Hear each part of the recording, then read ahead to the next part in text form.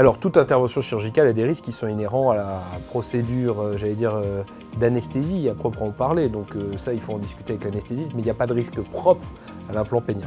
Et après, il y a des risques pratiques compte tenu du site anatomique qu'on va être en train de disséquer.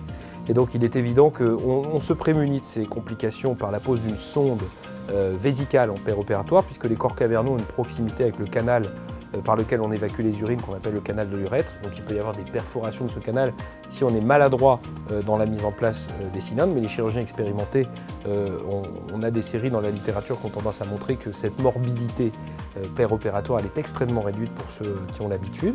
Et puis après, il peut y avoir au niveau des corps caverneux, quand on les allège, c'est-à-dire quand on les prépare à la mise en place des cylindres, des petites incongruités anatomiques qui font qu'on peut perforer le gland, on peut perforer en arrière et donc avoir une difficulté à la mise en place du cylindre.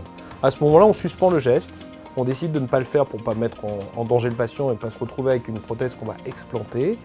On sursoit au geste, on attend 3 mois la cicatrisation et on le refait. Donc ça ne veut pas dire du tout que lorsqu'on est confronté à une telle complication, le patient n'aura pas d'implant.